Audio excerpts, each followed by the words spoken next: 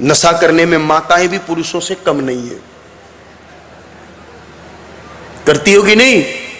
चाय तो लगभग सब पीती हो, तो चाय भी तो नशा ही है भाई। दारू पियो कि चाय पियो, फर्क क्या है? 10 रुपया की चोरी करो कि लाख रुपया की चोरी करो, चोर तो चोर ही हो। एक आदमी ने मारो कि 100 ने बम फोड़ मारो, हत्यारा तो हत्यारा ही हो। तो चाय पियो कि दारू पियो, बात तो नशा ही है भाई। और चाय भी कोई अच्छी चीज नहीं है। चाय में 2 दुर्गुण है और अच्छे से समझ लीजिए। और मेरा व्यक्तिगत ये मानना है कि जब से भारत में चाय बढ़ी है उसके बाद माता गाय कटी है। क्योंकि अच्छी चीज के साथ अच्छी लगती है और बुरी चीज का कॉम्बिनेशन बुरी चीज के साथ अच्छा होता है। पहले लोग चाय नहीं थी तब दूध पीते थे और दूध भैंस का अच्छा नहीं लगता था, गाय माता का दूध ही स्वादिष्ट लगता था, इसलिए गौ के दूध का उपयोग अधिक था। और चाय जब से शुरू हुई, चाय गाय माता के दूध में अच्छी नहीं बनती क्योंकि वो गंदी चीज है, तो भैंस के तामसी दूध में अच्छी बनेगी। इसलिए चाय की मांग बढ़ने के कारण भैंस के दूध की मांग बढ़ी और भैंस के दूध की मांग बढ़ने के कारण गौ माता के दूध की मांग घटी और गौ माता के दूध की मांग घटने के कारण गौ माताओं की हत्या भी बढ़ी। अगर सचमुच गौ भक्त हैं और अपना कल्याण चाहते हैं तो छोड़ दो ना चाय को, कौन सी बड़ी बात है। इन संतों ने घर छोड़ दिए, मां बाप छोड़ दिया, आप चाय नहीं छोड़ सकते। और दूसरी सत्यता, और अगर सुनने की कैपेसिटी हो तो सुन लो, क्योंकि चाय पियोगे तो अंदर चीनी डालनी ही पड़ेगी और चाय पत्ती भी डालनी ही पड़ेगी। इन दो के बिना चाय बनेगी नहीं। और मेरी दृष्टि में दोनों नॉन वेजिटेरियन आइटम है, दोनों में मांसाहार के अंश मौजूद रहते हैं।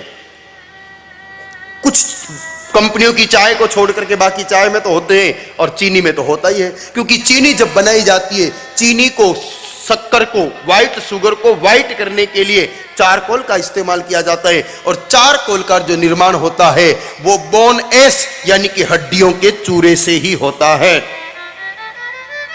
इंक्वायरी कर लो, मेरी बात मत मानो।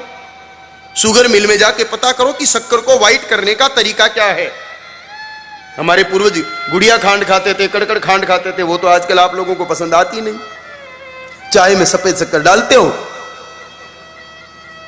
परिणाम पाप वृद्धि। एक दिन एक सज्जन हमको पूछ रहे थे कि आखिर हिंदुस्तान के लोगों को क्या हो गया, जिस देश में बाबूजी, गोगाजी, तेजाजी गाय माता के लिए लड़ सकते थे, उस देश के लोगों के सामने गाय माताएं कट रही है, फिर भी वो कुछ करते क्यों नहीं? क्योंकि गौ माता की हत्या के अंश आहार में जाने से हमारी वृत्ति बदल गई है और हम गौ हत्या को भी सहज स्वीकार करने लग गए।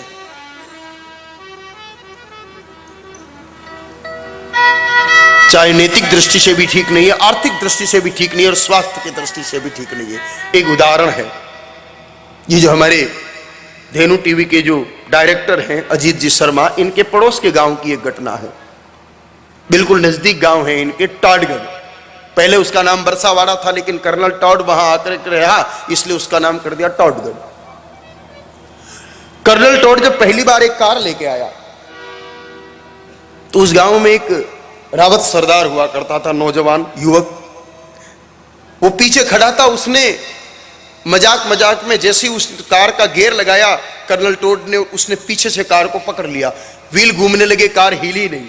वो उतर के देखा तो वो रावत भाई बड़ा जोर से हंसा।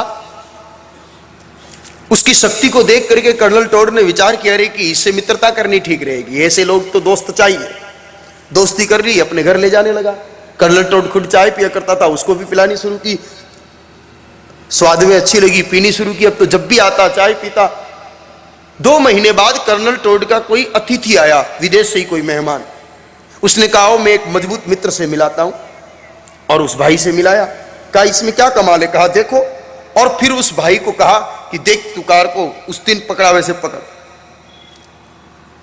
जैसे उसने गियर लगाया है वो कार के पीछे पीछे घसीटता हुआ चला गया। 2 महीने में उसकी शक्ति इतनी कम हो गई सिर्फ चाय के कारण।